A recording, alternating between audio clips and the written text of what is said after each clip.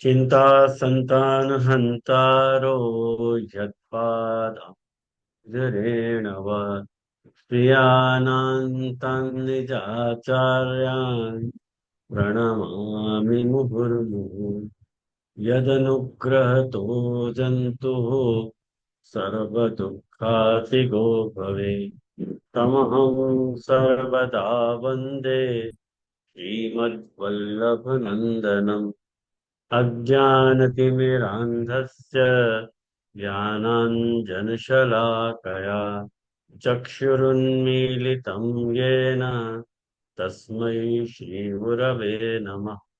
नमामि हृदये शेषे नीलाक्षीराब्धिशायिनम् लक्ष्मीसहस्रलीलाभिः सेव्यमानं कलानिधिम् चतुर्भिश्च चतुर्भिश्च चतुर्भिश्च त्रिभिस्तथा षड्भिर्विराजतेयोऽसौ पञ्च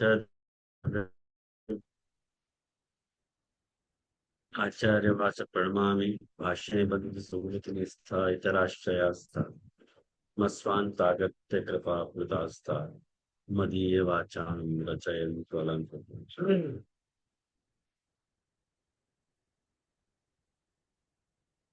ऐसा है कि दीपावली अभिनंदन या बरस को षष्ठ स्कंद को विषय। एक मिनट हो।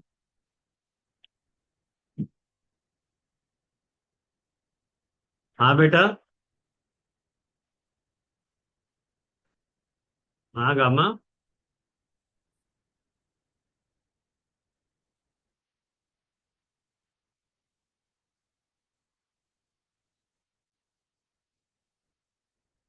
ओके।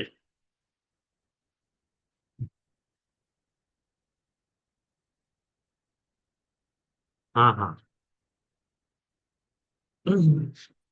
तो या वक्त को जो षष्ठ स्कंद को जो विषय है,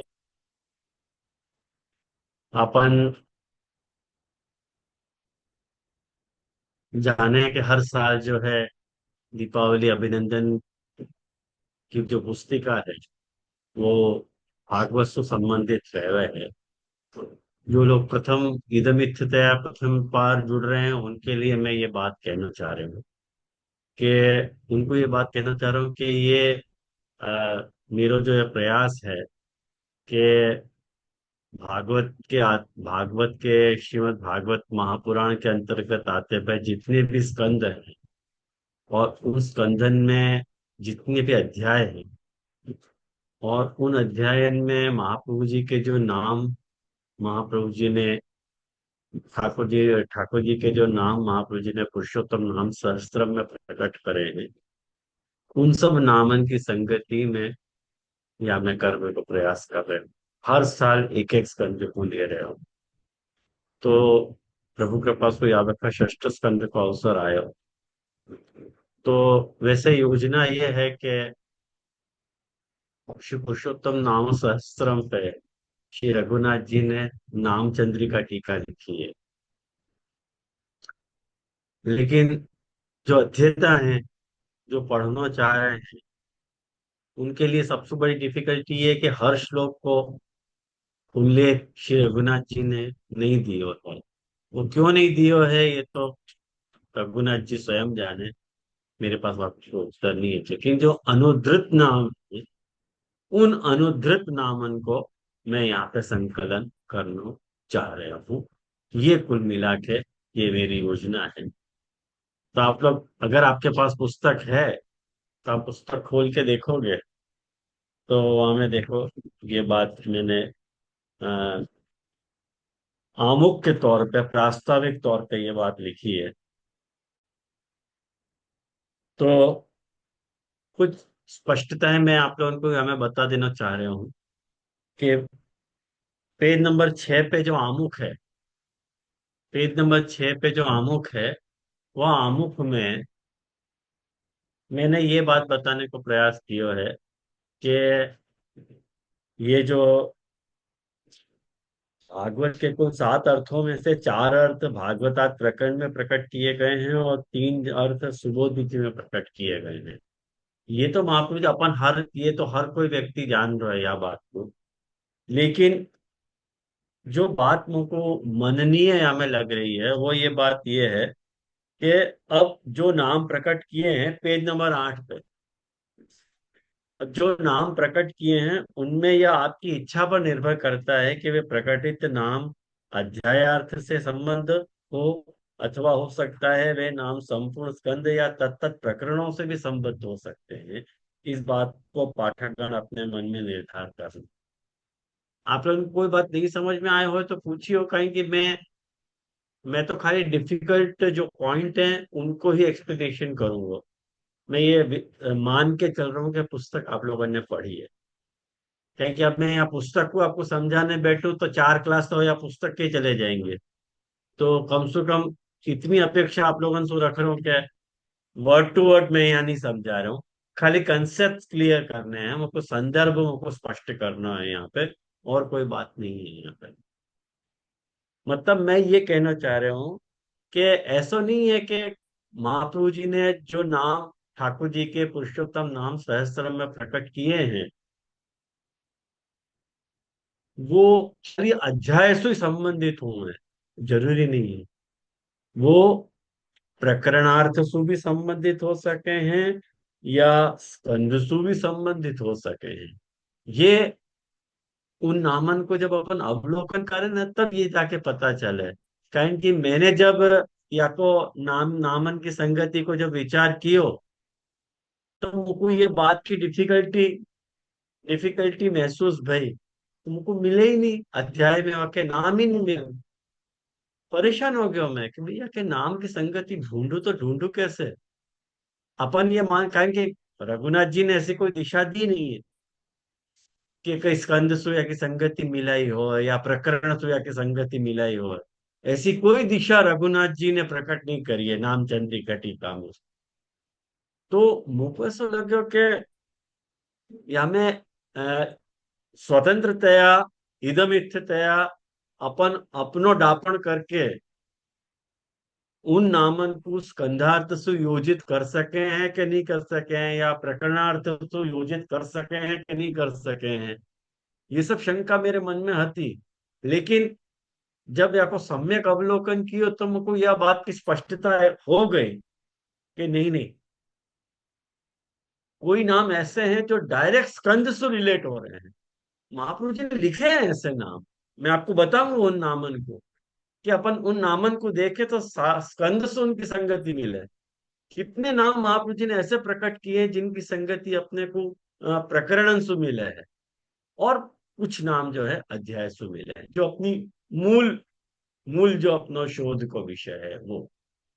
कुल मिला के अपने को हर नाम पुरुषोत्तम सहस्त्र नाम के अंतर्गत आते हुए, या तो फिर षष्ठ स्कंद है तो षष्ठ स्कंद को षष्ठ स्कंद में निरूपित किए गए एक हर प्रत्येक नाम की संगति ढूंढना अपनो अनिवार्य कार्यक्रम है, या मैंने मैंने अनिवार्य कार्यक्रम है, या वो तो भोजन ही है, हुक और कृप ये।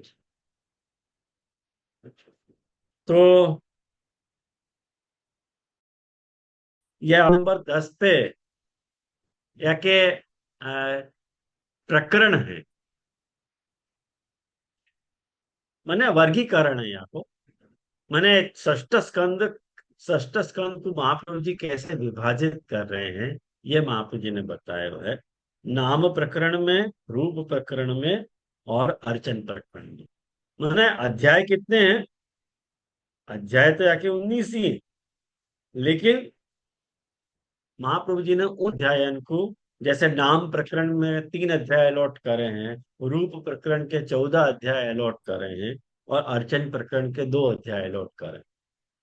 और अब यहाँ पे मैं यूं नहीं समझू कि अब आप लोगों को ये प्रकरण को जो विभाजन है वो क्यों कियो महाप्रभु जी ने, ये समझाने की जरूरत है। मैं मान के चल रहा हूँ इतना तो, आज 5 साल से अपन दीपावली अभिनंदन को लिख रहे हैं, ये छठो साल है। दीपावली अभिनंदन को षष्ठ स्कंद पे आए अपन। तो मैं मान के चल रहा हूँ इतनी तो आपको समझ होनी चाहिए। फिर भी कोई बात नहीं समझ में आए तो जरूर जो है पूछ लीजिए। तो मैं यहाँ में ये बताना चाह रहा हूँ, षष्ठ स्कंद के कुल 64 नाम है। महाप्रभु जी ने कितने नाम लिखे हैं? 64 नाम लिखे हैं षष्ठ स्कंद के। वहां में रघुनाथ जी ने भागवत श्लोक की संगति खाली 18 नामन की बताई है। 18 नामन की संगति बताई है।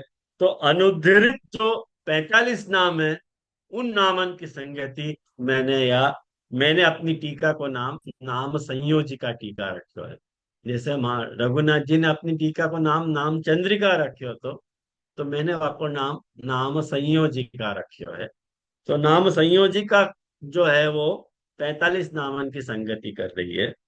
तो अब जो है, अब देखो मूल बात यहाँ से पेज नंबर 11 से शुरू हो रही है, षष्ठ स्कंद के रिलेटेड। पेज को पढ़ें वाक्य पहले। मैं कुछ बातों को स्पष्टीकरण आपको करना चाह रहा हूँ कि षष्ठ स्कंद में पोषण लीला आ रही है। जैसे अपन अच्छी तरह से जाने कि भागवत के जो प्रथम दो स्कंद हैं वो अधिकार लीला और ज्ञान लीला है। लेकिन जो दशविध लीला है वो तीसरे स्कंद से शुरू हो रही है। जो तृतीय स्कंद है, जो सर्ग लीला है, सर्ग विसर्ग स्थान पोषण ऊति मनवंतर ईशानु कथा निरोध मुक्ति और आश्रय। तो ये जो दशविध लीलाएं हैं, उन दशविध लीलाओं को निरूपण जो है तृतीय स्कंद से प्रारंभ हो रहे हो। माने तृतीय स्कंद में पहली लीला सर्ग लीला आ रही है। तो वह हिसाब से गने गिने तो तृतीय चतुर्थ पंचम सर्ग विसर्ग स्थान और पोषण। तो पोषण लीला यहाँ आ रही है षष्ठ स्कंद में। और पोषण को अर्थ तो अपन सभी जाने, आपको पोषण करनो अनुग्रह करनो। अब पोषण की बात भागवतकार क्यों करना चाह रहे हैं?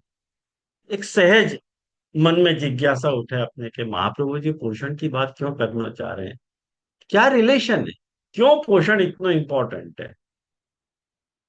तो ध्यान से समझो कि महाप्रभु जी ने क्रिएशन प्रथम स्कंद को तृतीय स्कंद को सर्ग लीला जो बताई है, वो हमें भागवतकार क्रिएशन बता रहे हैं, सर्ग बता रहे हैं कि सृष्टि जो है उत्पन्न कैसे भाई। और वह जो उत्पन्न सृष्टि में से पाछी दूसरी सृष्टि कैसे उत्पन्न भाई, वो चतुर्थ स्कंद को विषय है। जाको अपन मैन्युफैक्चर कह रहे हैं, मैन्युफैक्चरिंग कह रहे हैं, विसर्ग लीला। और जो पंचम स्कंद है वो है प्लेसमेंट है। माने सृष्टि तो उत्पन्न कर दी, सृष्टि उत्पन्न करने के बाद उनको प्लेसमेंट महाप्रभु जी बता रहे हैं कि ये चीज यहाँ है, ये चीज यहाँ है, ये चीज धरती की है, ये चीज अंतरिक्ष की है, ये चीज पाताल की है। ये सब बात महा ठाकुर वो भागवतकार बताना चाह रहे हैं। और षष्ठ स्कंद में जो प्लेसमेंट दियो है वह को पोषण भागवतकार बताना चाह रहे हैं।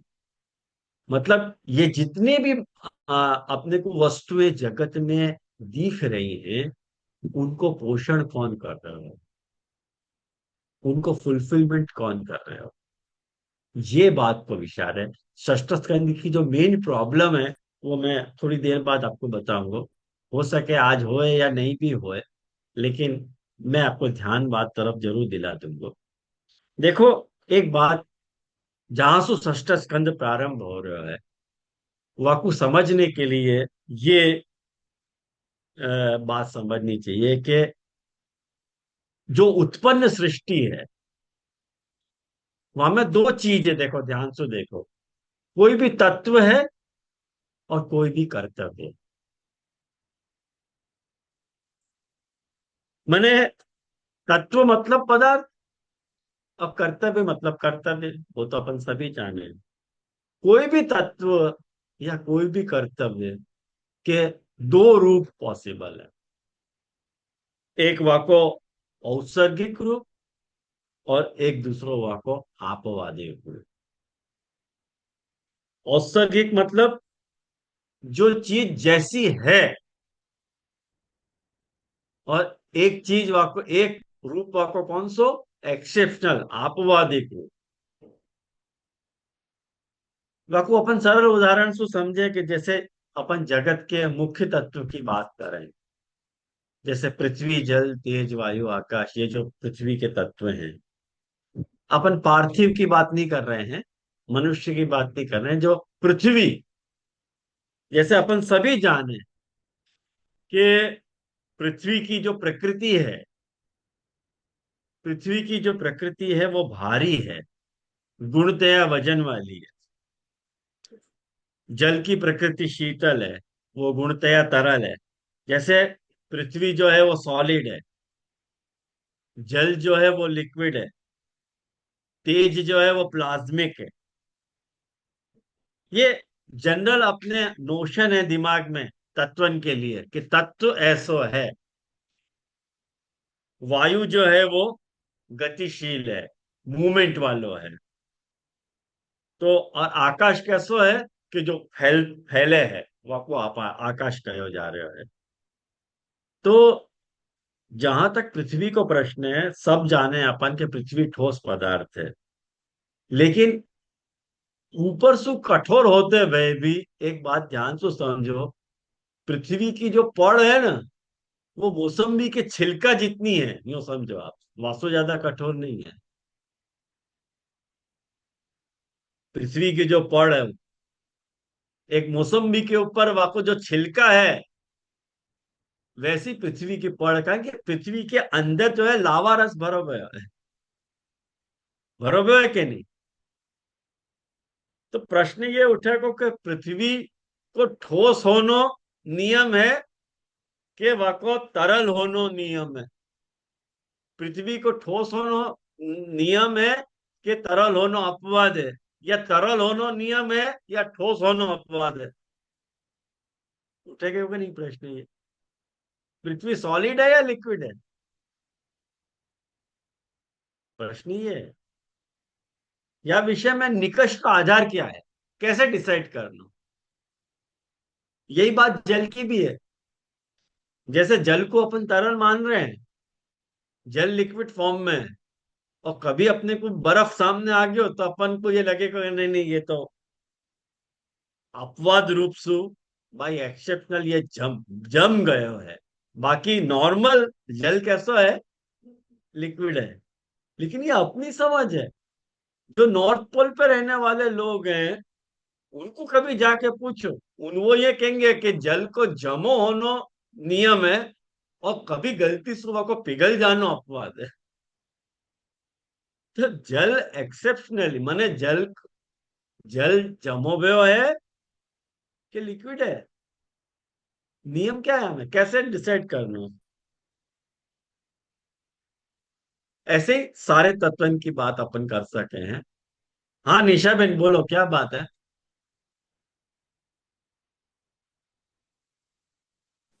हेलो। आदर में प्रणाम चेचश्री। वो हाँ, औत्सर्गिक और अपवादिक का वो अर्थ मालूम नहीं हुआ। कोई उदाहरण। औत्सर्ग, उत्सर्ग मतलब रूल, हम्म। और एक्सेप्शन, अपवाद मतलब एक्सेप्शन। तो आपने बताया ना कि वो तरल पदार्थ है वो पृथ्वी। तो पृथ्वी ठोस है, कठोर है, लेकिन तरल है, तो पृथ्वी को औत्सर्गिक करना कि उसमें अपवाद दिखना। हाँ, ये तो शंका उठाई है, मैं जवाब नहीं लिखे हो मैंने। हाँ। तो ऐसे उससे क्या समझना, वो पृथ्वी औत्सर्गिक है कि अभी अपवादिक। बताऊंगा ना। अच्छा। हाँ अभी बस। इमेच्योर प्रश्न है अभी ये। अच्छा। वेट वेट करो। हाँ। जैसे तत्वन के बारे में कंफ्यूजन है अपन को, कि ये सारे तत्व जो अपन को अपनी इन नरी आंखन से जो दिख रहे हैं, वो तत्व जो हैं वो अब उनके वो आपवादिक रूप हैं कि उनके वो औत्सर्गिक रूप हैं। मैंने एक्सेप्शनली अपने को ऐसे दिख रहे हैं कि ओरिजिनली वो ऐसे ही है। तो यहाँ में अपन कुछ डिसाइड नहीं कर पा रहे। तो कर्तव्य के बारे में भी यही विचार है, देखो, कि जहाँ बात को अपन ने तत्व के स्वरूप के अंतर्गत समझो, वही बात कर्तव्य पे भी लागू हुए, कि कोई भी कर्तव्य जो अपने को उत्सर्गतया प्राप्त हुए है, वह कर्तव्य के कुछ आपवादिक स्वरूप भी है। और वह समय पे आने पे वो कर्तव्य प्राप्त है, अन्यथा नहीं। तो देखो, कर्तव्य जैसे एक सीधी सी बात समझो कि कोई भी कर्तव्य अपने को हर वक्त करने को नहीं रह, कोई विशेष कर्तव्य अपने को वो ओकेजन आवे तब अपने को करना पड़े। तो एक ही कर्तव्य के कुछ वाक्य एक्सेप्शनल रूप हैं, कुछ वाक्य जो है औत्सर्गिक रूप है। डिसाइड कैसे करना हो कि कौन सा। जैसे एक बात समझो, अपने यहाँ अपने यहाँ तो अपने हिंदू समाज में इतनी वैरायटी है कर्तव्य की, कि बुआ के लड़का सु पढ़ना नहीं जा सके।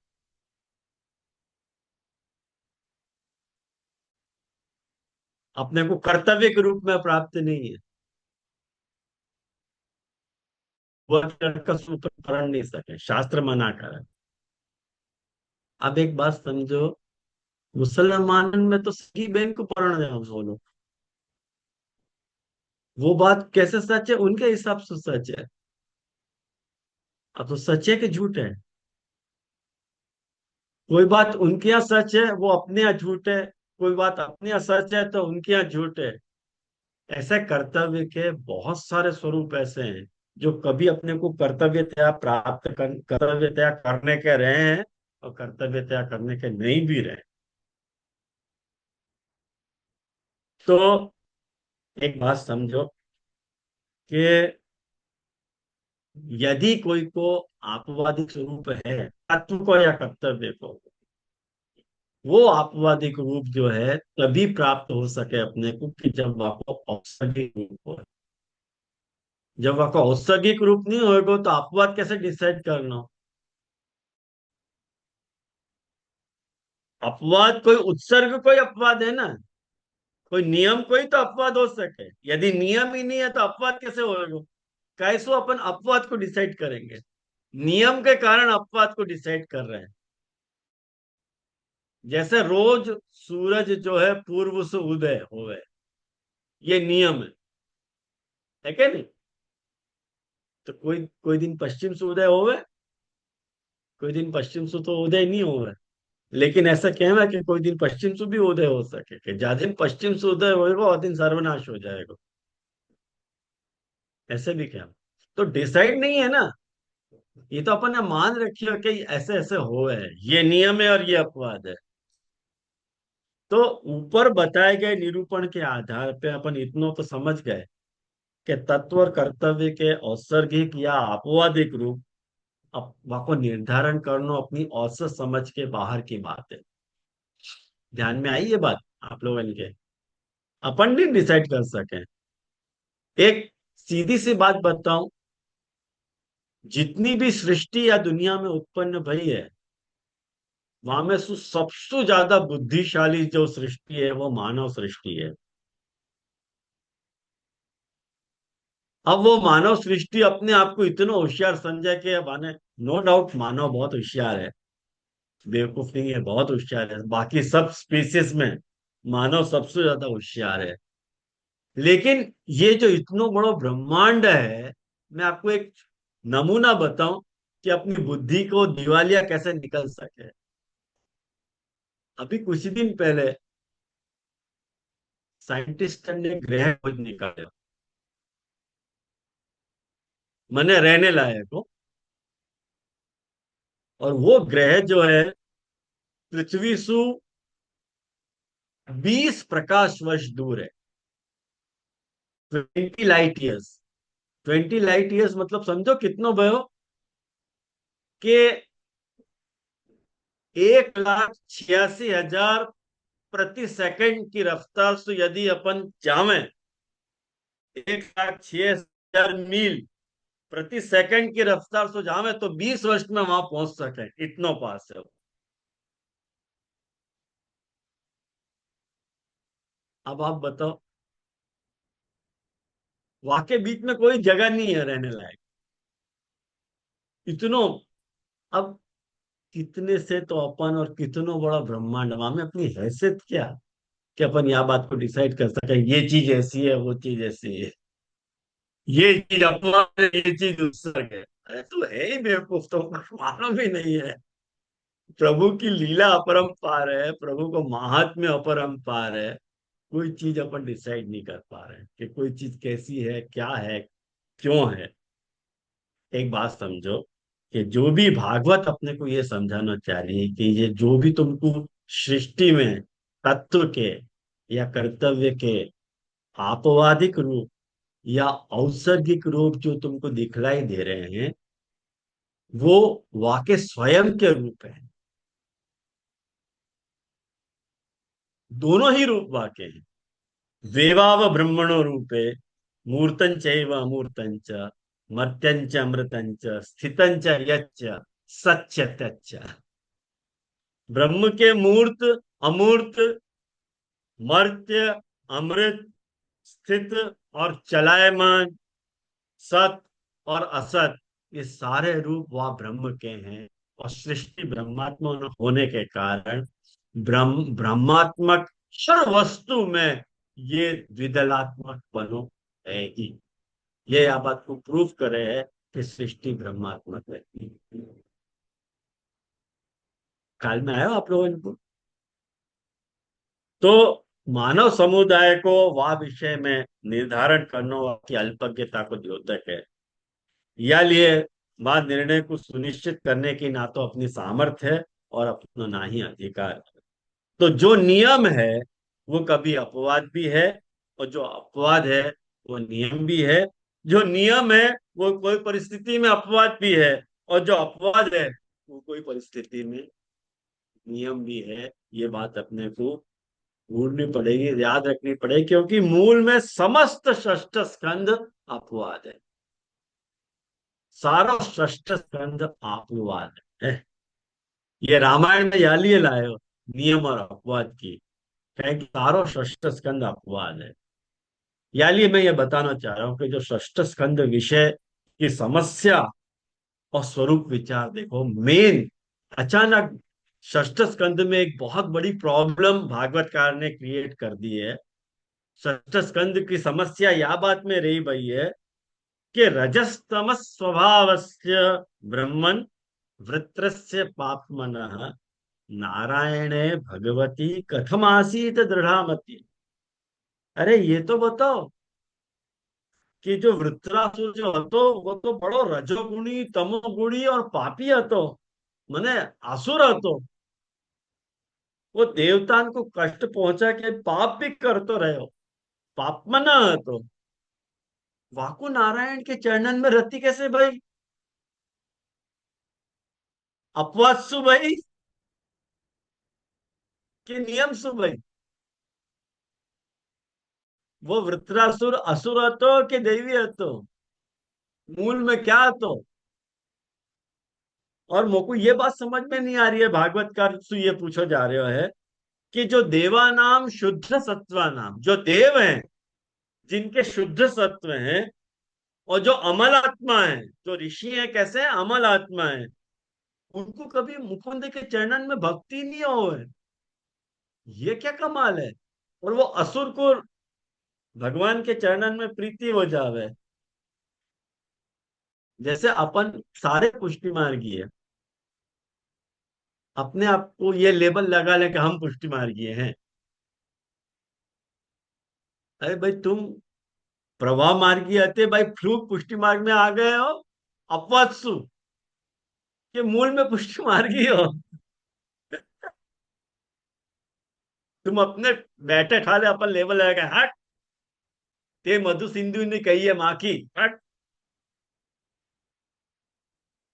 गोपाल दास जी कह रहे हैं ना वल्लभ व्याख्यान में कि ते मधु सिंधु ने कही है माँ के, हट देवता है तो भट बेकार है, हम पुष्टि मार्ग। देवता को भी जो दुर्लभ है वो हमको मिली बन गया।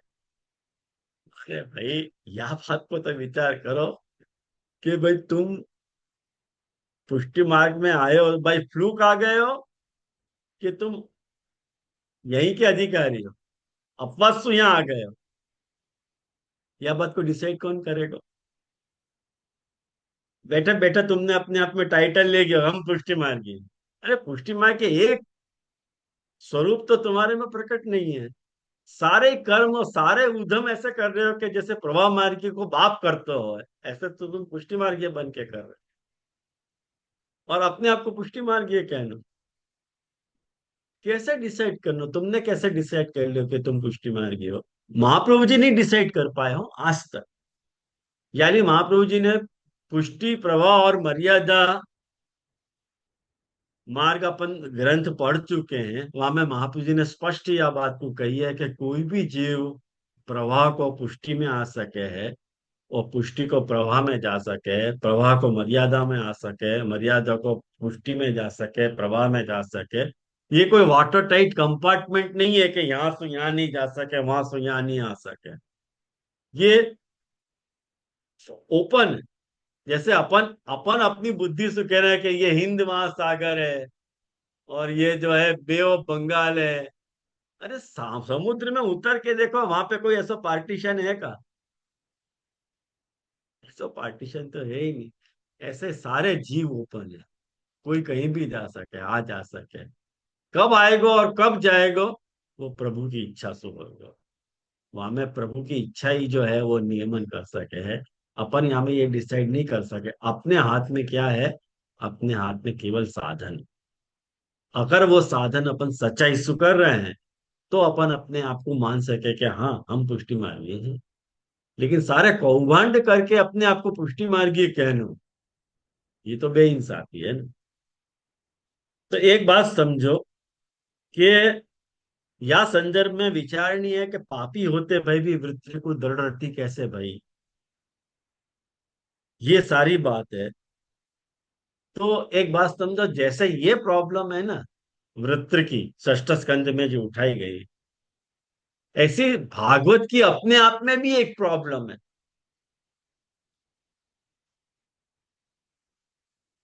कि द्वादश स्कंद, जैसे अपन सब प्रथम स्कंद से लेके द्वादश स्कंद तक को विषय जान रहे हैं कि प्रथम स्कंद सर्ग है और द्वादश आश्रय है।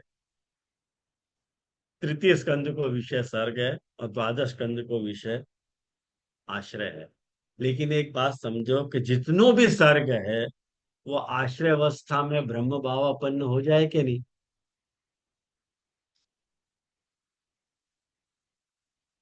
ब्रह्म को स्वयं सु सृष्टि उत्पन्न करना क्या है? सर्ग है।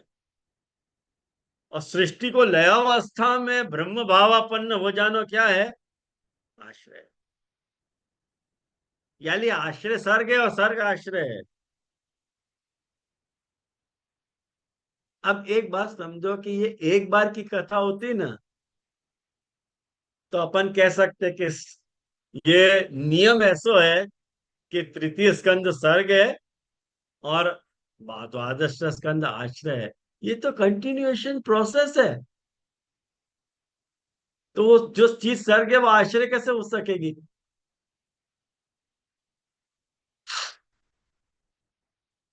आ रही है आप लोगों को प्रॉब्लम ध्यान में षष्ठ स्कंद की?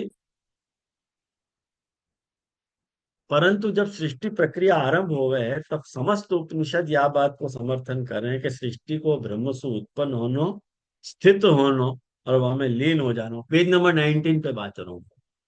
ये एक बार की बात नहीं है। ब्रह्म से सर्वदा सृष्टि की उत्पत्ति, स्थिति और लय की लीला चलती रह रहे हैं।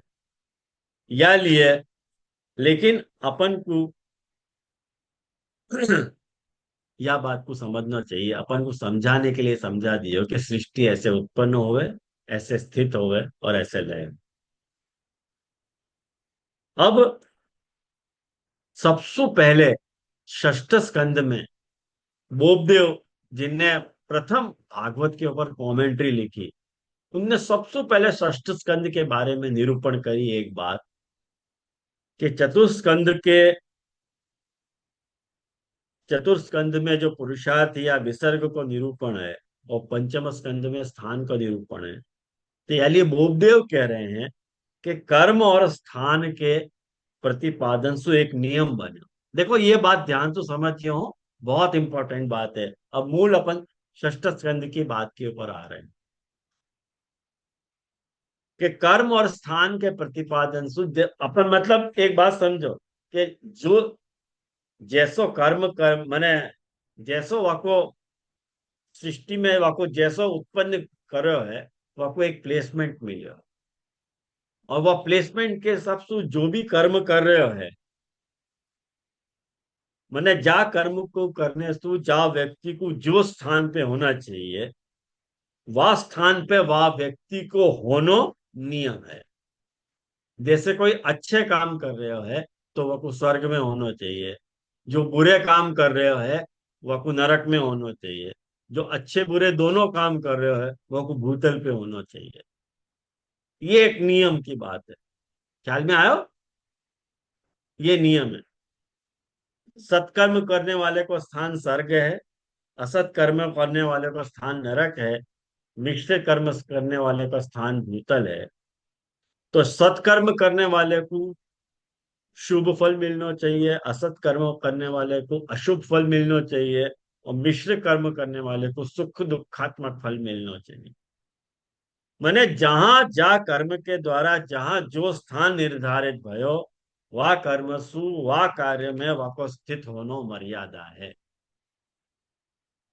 और यह मर्यादा को अतिक्रमण जो लीला में हो रहा है वो पुष्टि लीला है। पोषणम तद अनुग्रह।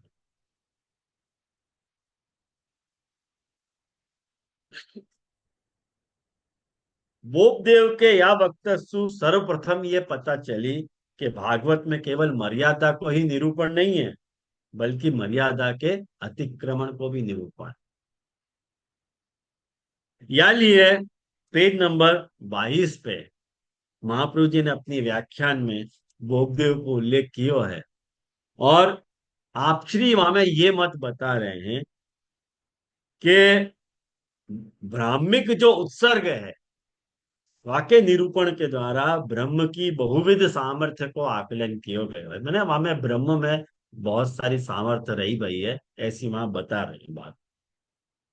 और ब्रह्म के संकल्प के कारण ब्रह्म में प्रवाह मर्यादा और पुष्टि ये तीनों मार्ग। देखो एक बात समझो कि ब्रह्म में है ना तीनों ही मार्ग है।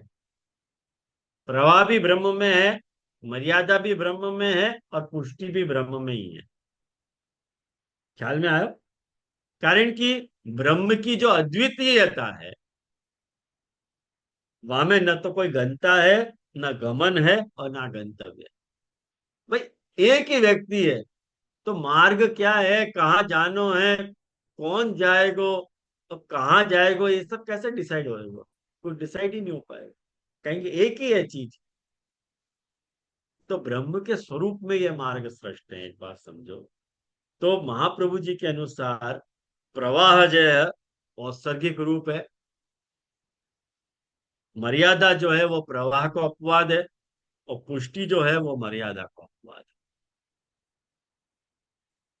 जैसे एक बात समझो कि जैसे पानी बह रहे है, पानी बह रहे है, और वहां में जो नाव है वो देखो अपवाद रूप से आयो कि अपन वहां को तैर सके। और फिर बाकी ऊपर जो पुल बना देना वो नाव को भी अपवाद, कि भाई अपन पुल के ऊपर से जा सके। आयो ध्यान में? तो प्रवाह को अपवाद मर्यादा, मर्यादा को अपवाद पुष्टि, ये तो बोपदेव ने बताई थी। लेकिन महाप्रभु जी यासु भी आगे बता रहे हैं कि वो पुष्टि को अपवाद पाछो प्रवाह है, कहें कि साइक्लिकल है, स्वरूप में सृष्ट है ये। ये बात कभी नहीं भूलनी चाहिए, ये बात महाप्रभु जी ने एक्स्ट्रा बताई है। प्रवाह भी पुष्टि का अपवाद है।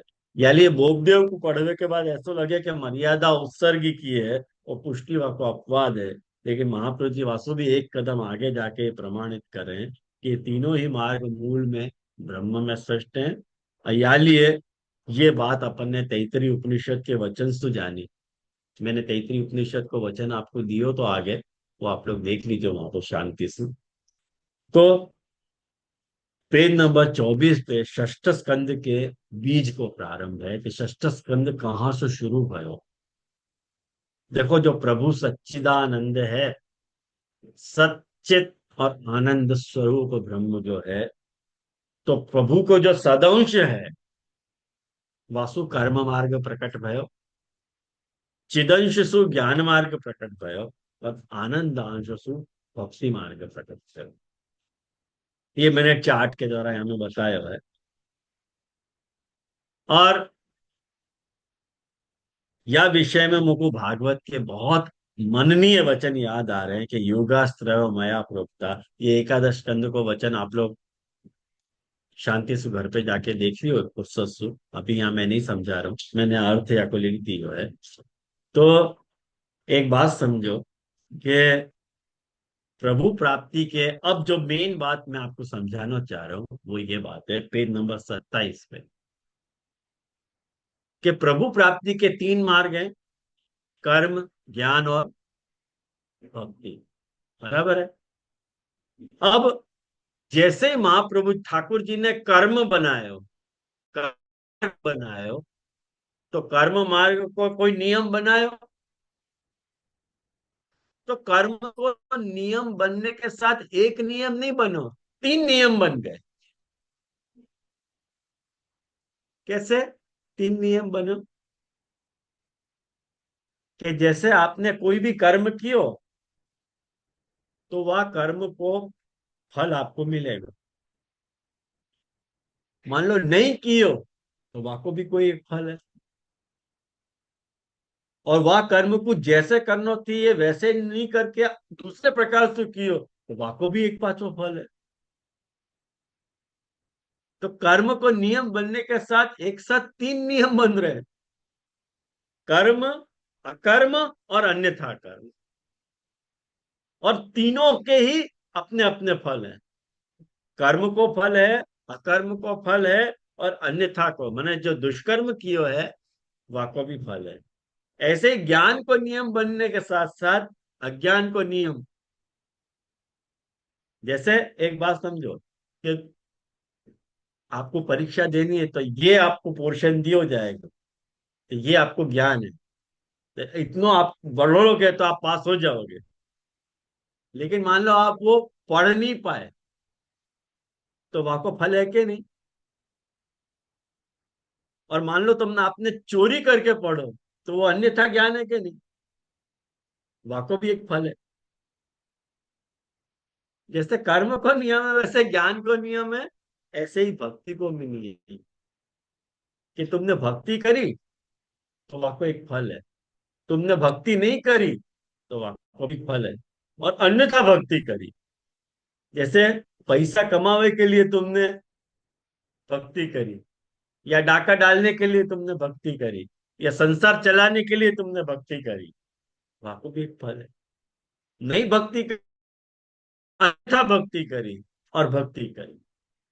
तो जब भी प्रभु की प्राप्ति के तीन मार्ग हैं, कर्म, ज्ञान और भक्ति, लेकिन तीनों ही नियम के साथ एक अकर्म और अन्यथा को भी सिद्धांत जुड़ो ही भयो है।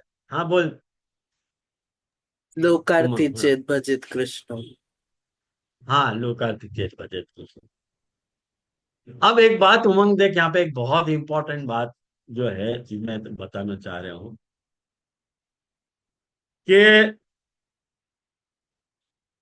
मैंने वो सब यहाँ में समझा है, वो पढ़ लीजिए।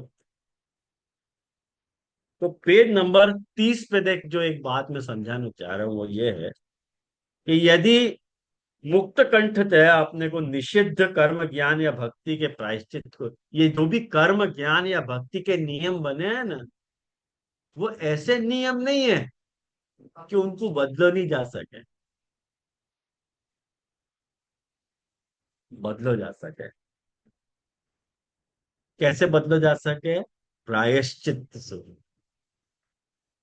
इतने कठोर नियम नहीं है कि उनको बदलो नहीं जा सके, प्रायश्चित सु व नियम को बदलो जा सके।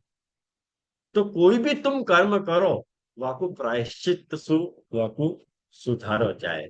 जो प्रायश्चित है ना, वो ठाकुर जी को इंटरफियरेंस सेवा के बीच में, या को पुष्टि करे जा रहा है। ये पुष्टि है कि कर्म जो तुमने अन्यथा कर्म कियो तो वाको कोई प्रायश्चित कर्म सु वाको सुधार लो।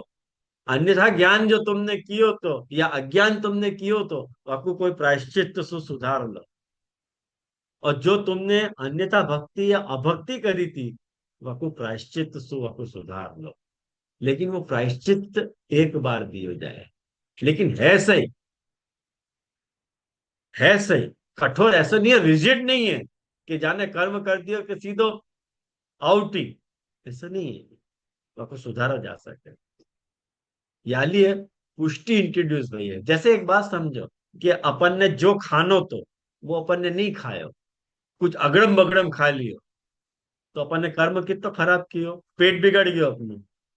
तो बिगड़ो भयो रहेगो क्या? नहीं, दवा है, दवा सो को सुधारा जा सकता है। तो देखो प्रायश्चित आ रहे, दवा प्रायश्चित के रूप में आ रही है। लेकिन बार बार यदि तुम आपको खा खा के खराब ही कर लो तो फिर क्योरेबल नहीं है बात। ख्याल आई ना बात ये? तो एक बात समझो, ये बात अपने को सार रूपेण अपन के सारी समस्त स्कंद जो है आपादिक लीला है कि भाई तुम जो कर्म कर रहे हो, जो ज्ञान प्राप्त कर रहे हो, या जो भक्ति तुम कर रहे हो, यदि वो अन्यथा कर रहे हो, जैसे वको इंटरफियरेंस, जैसे एक बात तो हर जगह पुष्टि काम कर रही है, हर जगह पुष्टि काम कर रही है, एक जगह नहीं। महाप्रभु जी यह बात को लिखे कि जितनी भी लीलाएं हैं ना, दशविध लीला, उन सब में पुष्टि लीला काम कर रही है। सब लीलाएं में पुष्टि लीला काम, सब जगह ये नियम है। हॉस्पिटल चले जाओ, ऑफिस चले जाओ, ट्रेन में चले जाओ, तुमने जा हिसाब से जो कर्म किए हो आपको सुधारने की सुविधा है। जैसे अपन ने टैक्स नहीं भरे हो, अपने इनकम टैक्स को डेट चली गई, अपन ने टैक्स नहीं भरे हो, तो आपको सुधारने की सुविधा है कि नहीं?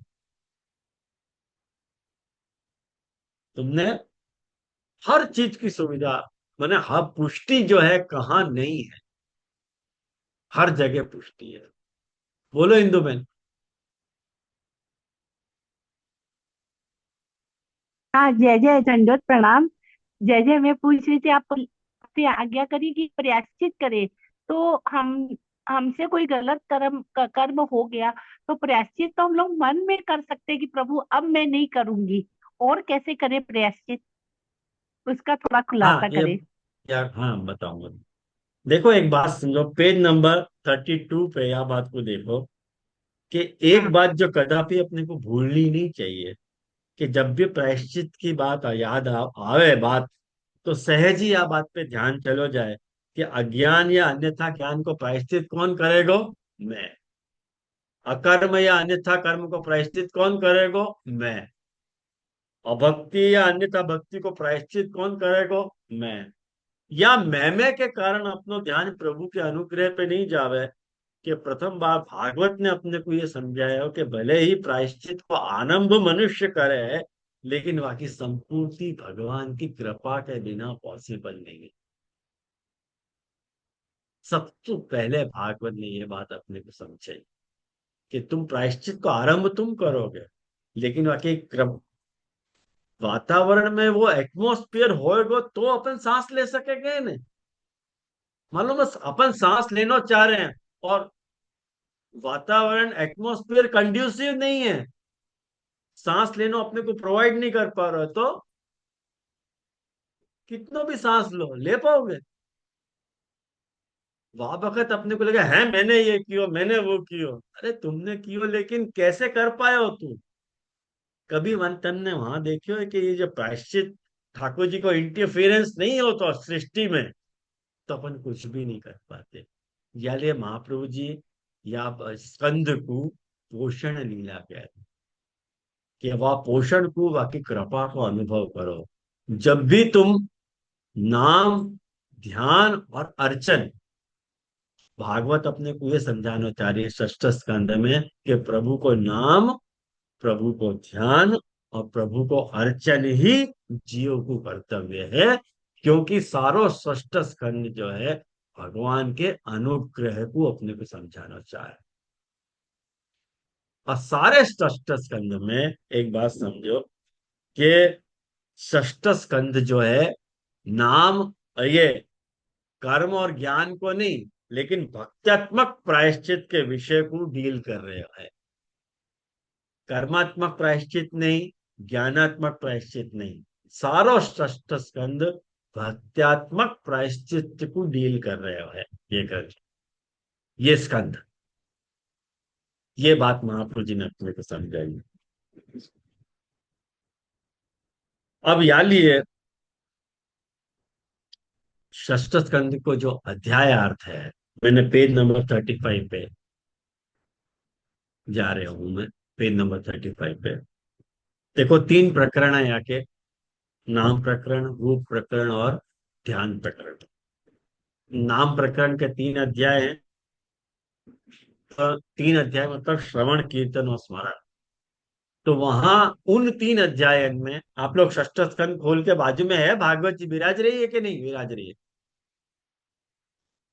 तो बहुत बढ़िया, भागवत जी खोल के रखियो, तो ही बात समझ में आएगी, नहीं तो समझ में नहीं आएगी बात।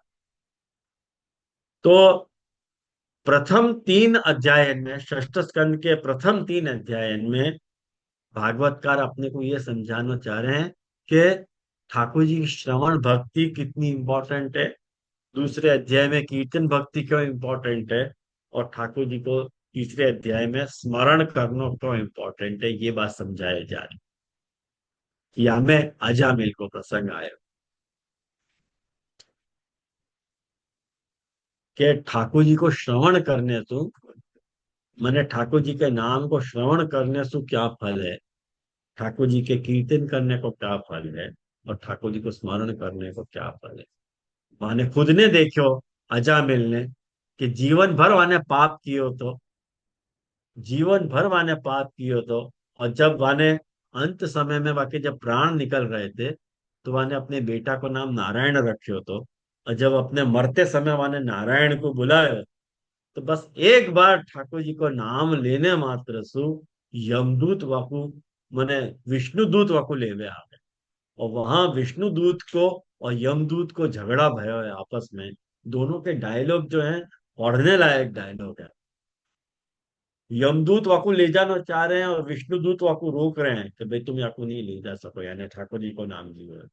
यमदूत कह रहे हैं कि जीवन भर ये पापी आदमी है, तो याकू तो नरक में ही ले जाना पड़ेगा, मोक्ष में याकू स्वर्ग में थोड़ी ले जाएंगे। विष्णुदूत कह रहे हैं कि भाई तुम नारायण को प्रताप नहीं जान रहे हो क्या? एक बार नारायण को नाम लेने से याकू उद्धार हो गया। तो याकू तो देखो सदगति मिलनी चाहिए। और वाके बाद अचामिल को खुद को रियलाइज भयो या बात को, कि हाँ सच्ची बात है। और फिर वाके वाकू भी ये बात को रियलाइज भयो, और वाने भी ये कबूल करी बात कि नहीं सच्ची बात है, ठाकुर जी को महात्म्य बहुत बड़ा है। तो अपन को ऐसा लगे कि अब अपन जीवन भर सारे पाप कम करना है और मरते समय खाली नारायण बोल लेंगे तो चल जाएगा कि नहीं चल जाएगा? अपन जीवन भर पाप करो, फर्क क्या पड़े? जब मरते होंगे तब बोल देंगे नारायण। तो ठाकुर जी अपने उद्धार ये षष्ठ स्कंद को मैसेज नहीं है। हाँ, जाग्या जागती सवा, जागे तुम जब सु जगे हो तब सु सवेरा समझो, अभी से अपने आप को सुधार लो।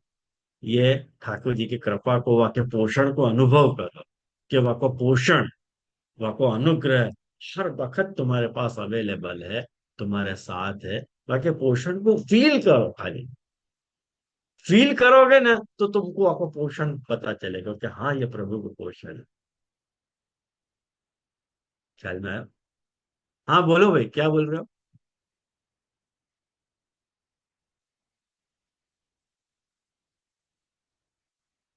डॉली को प्रश्न दंड था। दंड प्रणाम दीजिए।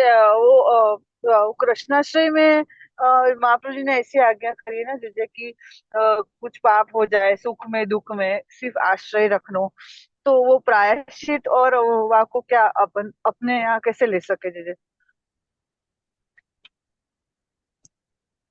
वो प्रायश्चित की मैंने, अब यहाँ पे ये अलग संदर्भ में बात है, वहां वो आश्रय के संबंध में बात है, कृष्ण आश्रय में। अच्छा, तो मतलब जैसे गुसाई जी ऐसी भी आज्ञा कर रहे हैं ना कि કોઈ વસ્તુના ઓલા માટે તમે હસ્તાક્ષર બી કરો તો એ એક અન્ય આશ્રય થઈ જાય, તો આપણે પ્રાયશ્ચિત કરીએ તો એ અન્ય આશ્રય નો થાય છે કે આપણે એમ આશ્રય નો રાખવો જોઈએ કે આ થઈ ગયું છે મારાથી તો ભગવદ ઈચ્છા એ પ્રભુ પર છોડી દઈએ. ખાલી એ મારે પૂછવું હતું કે આ પ્રાયશ્ચિત આપણે ત્યાં કેટલું વેલિડેશન છે એમ.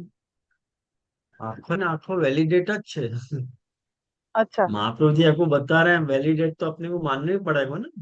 હા ये હા वाढंग પણ को प्रायश्चित मत समझो।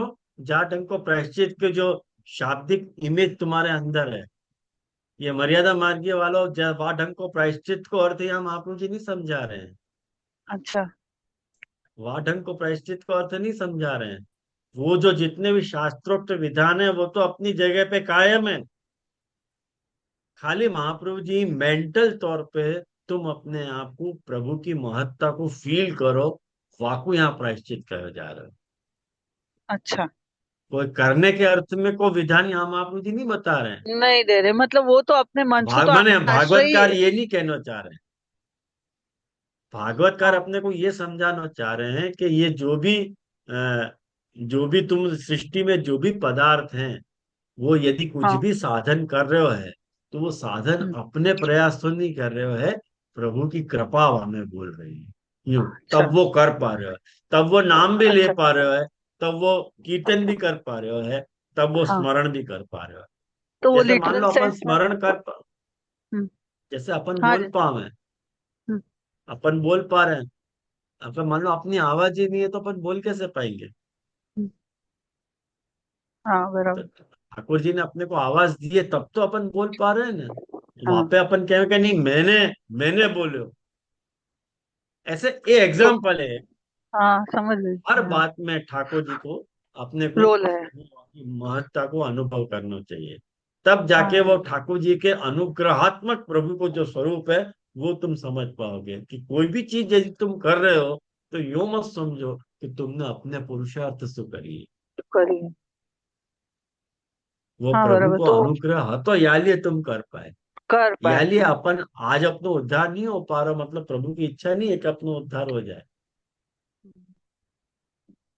अपन सारे मतलब कौभांड करके अंत में यदि जो ठाकुर जी को नाम लेने की सोच रहे हैं तो वो अपना कौभांड है ना।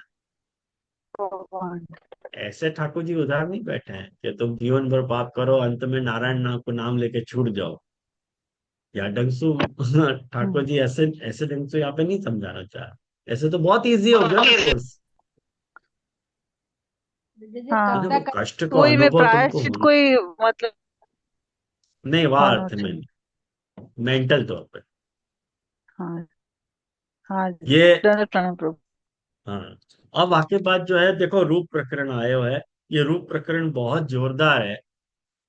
अ, आज मेरे पास समय नहीं है कि आपको रूप प्रकरण समझाऊं, लेकिन ये भगवान भगवत रूप के 14 गुण है।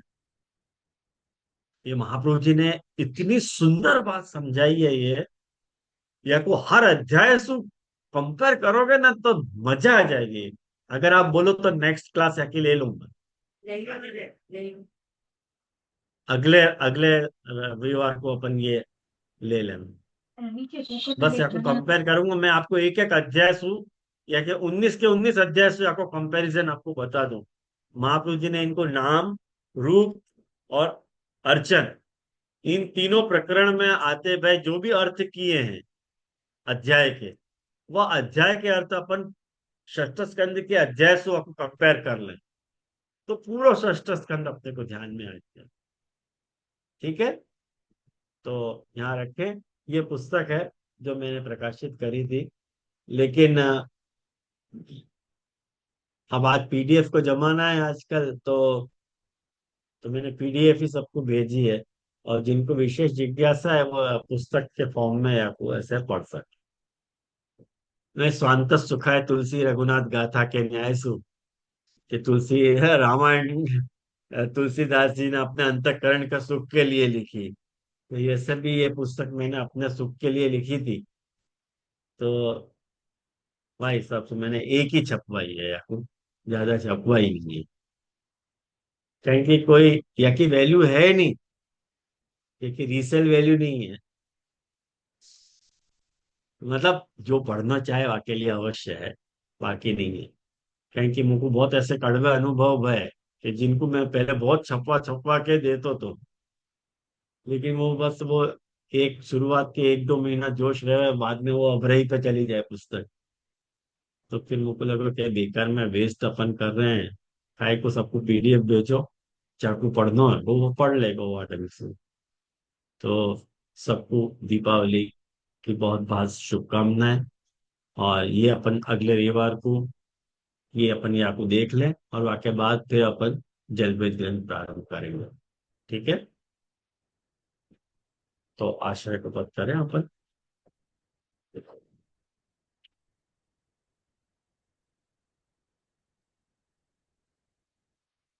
दृढ़ चरणन केरो भरोसो, दृढ़ चरणन के श्रीवल्लभ नख चंद्र छटा बिन, सब जुग माज अंधेरो भरोसो, चरणन चरणन पे साधन और नहीं आकल में, जासु होय निवेरो, सूर कहा कहे विविध आंधरो,